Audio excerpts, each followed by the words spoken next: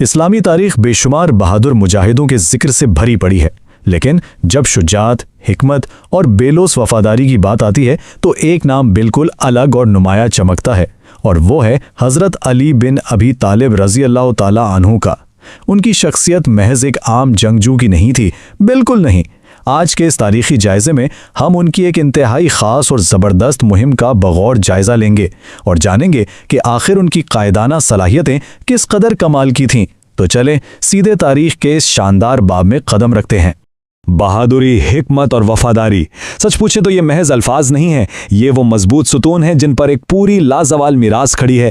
جب ہم اس مخصوص واقعے کی گہرائی میں جاتے ہیں تو ایک ایسا مکمل کردار ابھر کر سامنے آتا ہے جو صدیوں تک یاد رکھا جائے گا۔ اس پوری گفتگو کا مقصد صرف ایک پرانی کہانی سننا نہیں ہے، بلکہ اس کے پیچھے چھپی کمال کی اسٹریٹجی اور کردار کی پختگی کو سمجھنا ہے۔ یہ واقعی ایک شاہکار ہے۔ پس منظر اور سازشیں، ہجرت کے فوراً بعد کے حالات۔ ذرا اس وقت کے حالات کا تصور کریں۔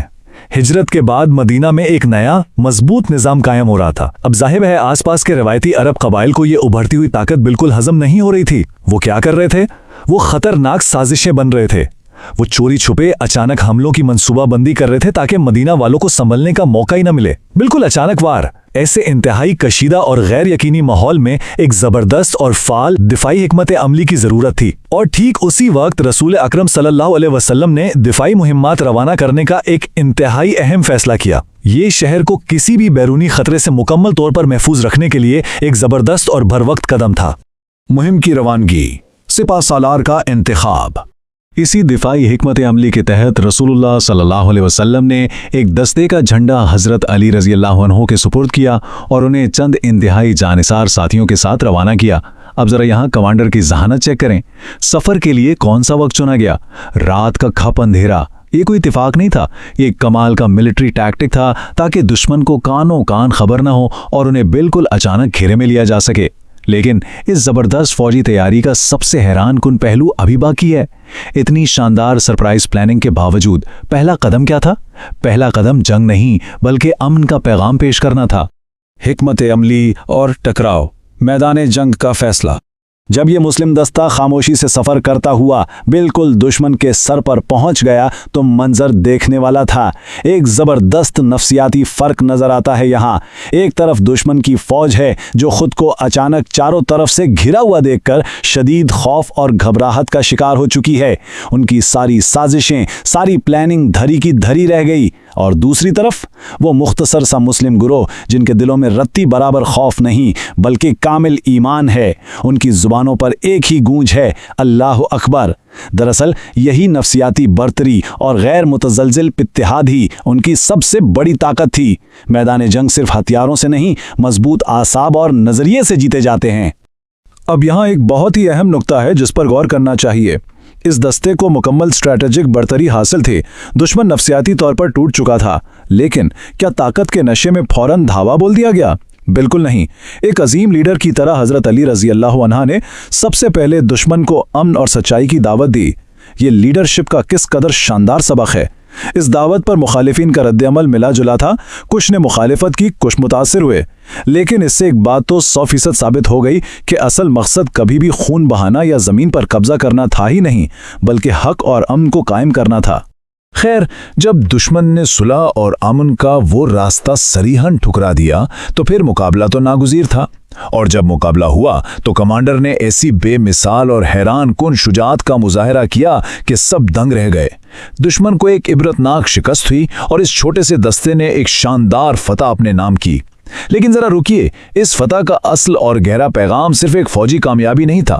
یہ دراصل ان تمام سازشی قبائل اور پورے خطے کے لیے ایک بہت بڑا علام تھا، ایک واضح اعلان تھا کہ یہ نئی ابھرتی ہوئی طاقت اور ان کا اتحاد اب ناقابل تسخیر ہے۔ علم اور عظمت، حضرت علی کی شخصیت کا ایک اور پہلو۔ حضرت علی رضی اللہ عنہ کی پہچان کو صرف ایک نڈر سپاہی یا اسٹریٹجک کمانڈر تک محدود کر دینا یقیناً ناانصافی ہوگی۔ ان کی اصل عظمت کی بنیاد کچھ اور تھی۔ وہ علم، تقوی اور عدل کے مکمل پیکر تھے۔ تاریخ ہمیں یہی تو سکھاتی ہے کہ ایک سچا، حقیقی لیڈر وہ ہوتا ہے جو میدان جنگ کی مہارت کے ساتھ ساتھ اعلیٰ اخلاق، گہرے علم اور غیر متزلزل انصاف کو بھی سختی سے تھامے رکھے۔ یہ کردار کی وہ معراج ہے جو صدیوں میں کسی کسی کو نصیب ہوتی ہے۔ ذرا اس مقام پر تھوڑی دیر ٹہرتے ہیں اور اس انتہائی شاندار قول پر غور کرتے ہیں۔ نبی کریم صلی اللہ علیہ وآلہ وسلم کا فرمان ہے، میں علم کا شہر ہوں اور علی اس کا دروازہ ہیں۔ کیا ہی کمال کے الفاظ ہیں! یہ ان کی علمی، فکری اور روحانی حیثیت کی سب سے بڑی، سب سے مستند دلیل ہے۔ اس سے یہ بات بالکل شیشے کی طرح صاف ہو جاتی ہے کہ ایک بہترین انسان وہ ہے اس کی شخصیت میں کامل یقین، زبردست صبر، بے پناہ شجاعت اور گہرا علم، یہ سب ایک ساتھ جمع ہو جائیں۔ سچ تو یہ ہے کہ یہی وہ خوبیاں ہیں جو کسی بھی انسان کو امر کر دیتی ہیں۔ تاریخ کے اہم اسباق، اس مہم سے حاصل ہونے والے نتائج۔ تو اس پورے واقعے کا نچوڑ کیا ہے؟ بہت ہی واضح اور پریکٹیکل اسباق ہیں۔ سب سے پہلی بات، حالات کتنے ہی کٹھن ہو، دشمن کتنا ہی طاقتور ہو، کامل بھروسہ اور یقین ہی کامیابی کی اصل چابی ہے۔ دوسری بات، ہم نے دیکھا کہ جب مقاصد ایک ہوں تو اتحاد کی طاقت کو کوئی سازش توڑ نہیں سکتی، یہ ناممکن ہے۔ تیسرا اہم ترین سبق جو عین میدان جنگ میں ملا وہ یہ کہ پہلی ترجیح ہمیشہ امن اور سچائی کو ملنی چاہیے۔ اور آخری بات جو اس مہم کا اصل خلاصہ ہے وہ یہ کہ طاقت اور بہادری کا اصل فائدہ تبھی ہے جب ان کے ساتھ گہری حکمت، علم اور ایک بہترین اسٹریٹجی شامل ہو، ورنہ طاقت تو اکثر نقصان ہی دیتی ہے۔ اور اب اس جائزے کے بالکل آخر میں ایک بہت ہی اہم سوال ذہن میں ابھرتا ہے۔ تاریخ کے اس شاندار واقعے نے ہمیں لیڈرشپ، بہادری اور حکمت کا جو زبردست توازن دکھایا ہے، اسے آج کی اس پیچیدہ اور تیز رفتار دنیا کے مسائل حل کرنے کے لیے کیسے استعمال کیا جا سکتا ہے؟ اس سوال پر غور کرنا یقیناً ہماری سوچ کے کئی نئے دروازے کھول سکتا ہے۔ تاریخ کے حقائق کو اس طرح گہرائی سے سمجھنے کے لیے ایسی ہی مزید معلوماتی اور تجزیاتی نشستوں سے جڑے رہنا یقیناً علم میں بے پناہ اضافے کا باعث بنتا ہے۔